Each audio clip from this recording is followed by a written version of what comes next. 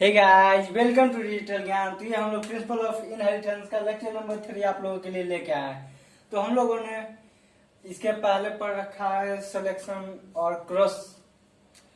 Process और cross process. Hybridisation process के 2 steps हम लोगों ने पढ़ रखे हैं। ये तीसरा स्टेप ऑब्जर्वेशन। तो भाई सबसे पहले आइए हम लोग कर लेते हैं ये पहले आप फिगर के माध्यम से देख लेते हैं कि हम लोगों ने क्या क्या पाया था। तो हम लोगों ने क्या क्या लिया था। सबसे पहले हम लोगों ने लिया प्योर टॉल और प्योर ड्वार्फ को क्रॉस कराया। तो F1 में क्या हुआ था, टॉल आया था। F1 में क्या आया था, टॉल। उसके बाद फिर सेल्फिंग कराया गया। क्या सेल्फिंग कराया गया तो देखा गया टॉल टॉल टॉल और एक शॉर्ट। ये कब आया, F2 जनरेशन में। तो यही हम लोग का मोनो हाइब्रिड क्रॉस में हुआ था। क्या किस में हुआ था, mono hybrid cross. Mono hybrid यही हम लोग का मोनो हाइब्रिड क्रॉस में हुआ था। क्या हुआ था, प्योर टॉल लिए, प्योर ड्वार्फ लिए, उसके बाद इसको क्रॉस कराए तो एक ही टॉल आया। तो आइए हम लोग ऑब्जर्वेशन में आते हैं। तो ऑब्जर्वेशन में क्या था, इन F1 जनरेशन में क्या हुआ,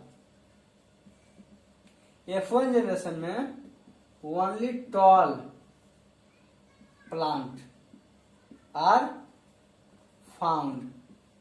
तो F1 जनरेशन में क्या हुआ, सिर्फ टॉल प्लांट फाउंड किया गया।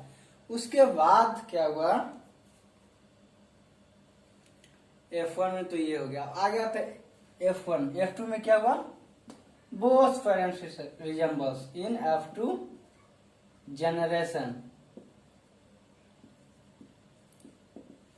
both parents resembles, दोनों पेरेंट्स F2 जनरेशन में आए थे। उसके बाद देखिए क्या है, मीन्स वही जो है वो सेल्फिंग की है। उसके बाद क्या देखते हैं हम लोग कि F2 जनरेशन में एक से ज्यादा प्रोजेनी का फॉर्म। F2 जनरेशन में इन F2 more than one progeny produce. तो एक से ज्यादा प्रोजेनी का प्रोडक्शन यहाँ पे होता है। और इसका रेशियो क्या हम लोग देखते हैं। देखिए ये पहले क्रॉस कराए प्योर टॉल प्योर ड्वार्फ, उसके बाद टॉल आया, फिर सेल्फिंग किया तो यहाँ पे आया। तो रेशियो क्या, 3:1। तो इसका रेशियो क्या है, 3:1। तो ये था ऑब्जर्वेशन, कुछ ऑब्जर्वेशन जो मोनो हाइब्रिड में हम लोग देखे थे। और सारे ऑब्जर्वेशन डाई हाइब्रिड के हैं। तो वो मैं आगे जैसे डाई हाइब्रिड के बारे में बताऊंगा, तो उसके बाद में डाई हाइब्रिड का जो भी ऑब्जर्वेशन है वहां पे मैं आपको दिखाऊंगा। उसके बाद आते हैं इनफेरेंस करने का मतलब है कि ये तो ऑब्जर्व किए, प्राप्त किए, ये एक्सपेरिमेंट के बाद ये गेन किए। उसके बाद इसको गेन करने के बाद जब ये ऑब्जर्व कर रहे थे इस चीज को, तो क्या सोचे, ऐसा क्या क्या सोचे, तो उसी को हम लोग इंटरफेरेंस कहते हैं। क्या कहते हैं, इंटरफेरेंस। तो इंटरफेरेंस में क्या देखें कि जो पास हुआ है, एक एनसीईआरटी का लाइन है, something being stable past unchanged manner. क्या, समथिंग बीइंग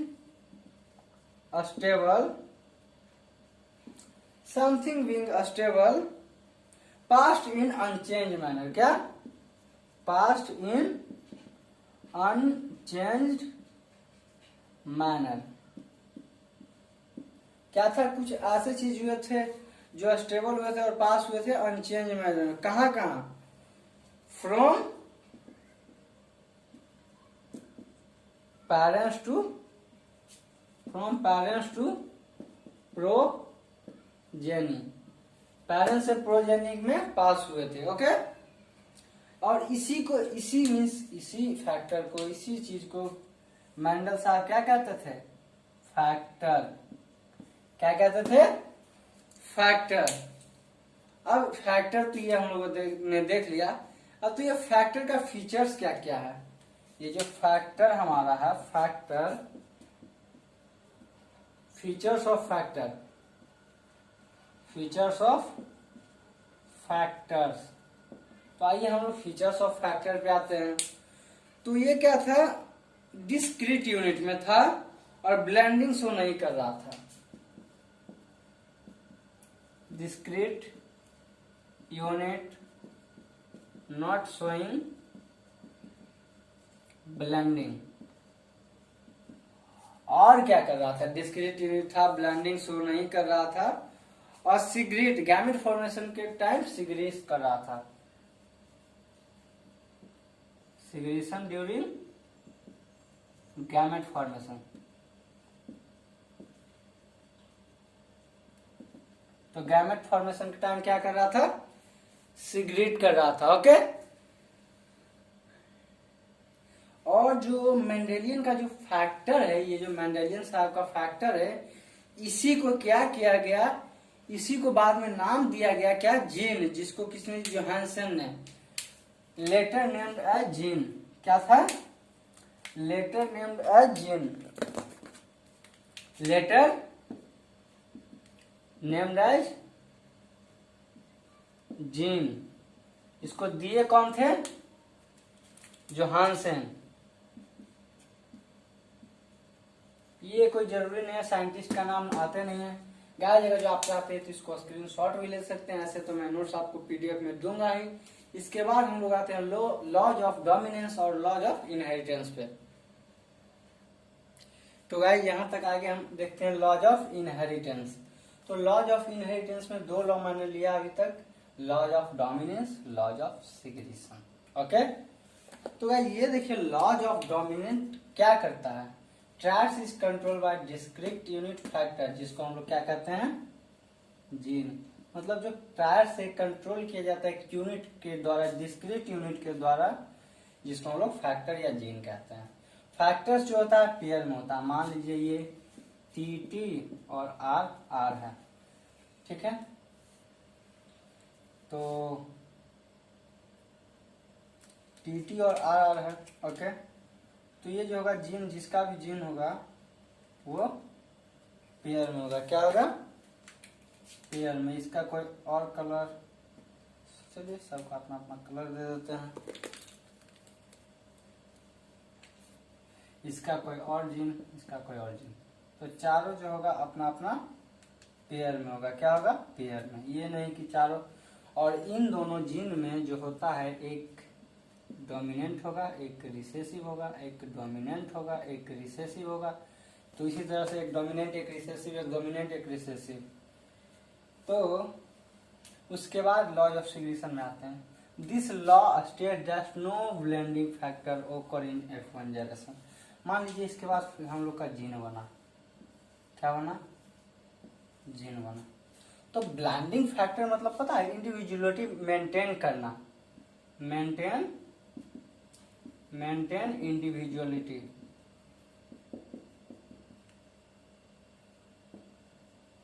इंडिविजुअली को मेंटेन करना को हम लोग कहते हैं। उसका they against segregate during gamete formation each gametes, और फिर सिग्रेट करते हैं। और क्या करते हैं, पेयर में होता है। जैसा कि मान लीजिए ये करेगा, एक ये हो जाएगा, एक ये हो जाएगा। इसमें आते हैं, एक इससे होगा, जिससे दोनों ब्लैक होगा, इससे इससे, एक ये होगा और एक रेड होगा।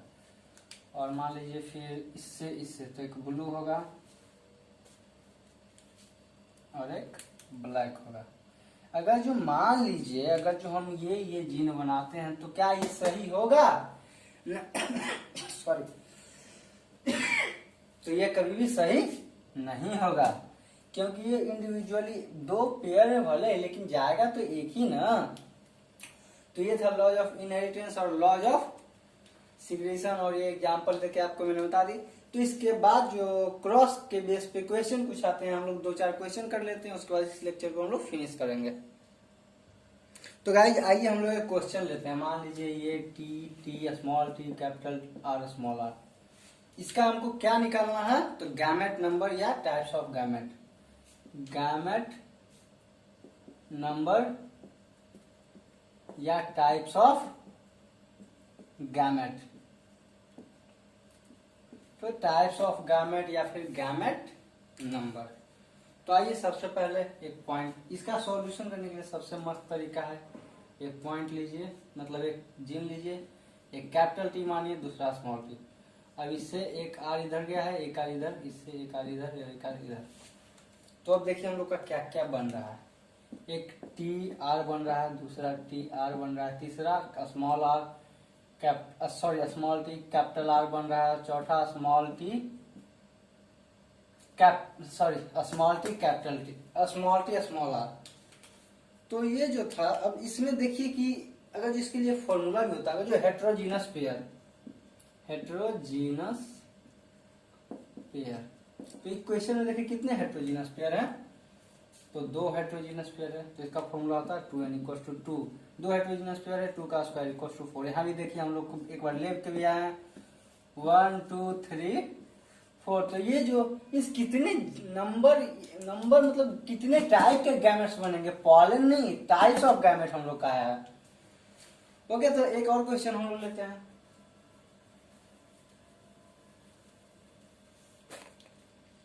एक और क्वेश्चन लेते हैं, टी टी आर आर। तो चलिए फिर एक पॉइंट यहाँ से, अब दोनों एक ही है तो एक ही टी लेंगे, एक आर यहाँ से, एक आर यहाँ से, तो सॉरी ये स्मॉल होगा ना, तो और क्या हो जाएगा, T capital R T small R. तो 2 टाइप्स के यहाँ पे बनेंगे। फॉर्मूला हमने क्या लिखा है, 2n। तो ये कितने, एक ही हेट्रोगेनस है ना, तो 2 × 1 = 2। तो आज का लेक्चर हम यहाँ पे समाप्त करते हैं। ये थे मोनोहाइब्रिड के कुछ ऑब्जर्वेशन, इन्फेरेंस और आपको कुछ क्वेश्चंस मैंने कराए हैं। So very very thank you. अगर जो वीडियो पसंद आया तो आगे लाइक करें, शेयर करें, सब्सक्राइब करें, ताकि अगर जो मैं मेहनत कर रहा हूँ या जो नॉलेज अपने थ्रू लोगों को देना चाह रहा हूँ और भी बहुत ज़्यादा लोगों तक पहुँचे। तो thank you very very much.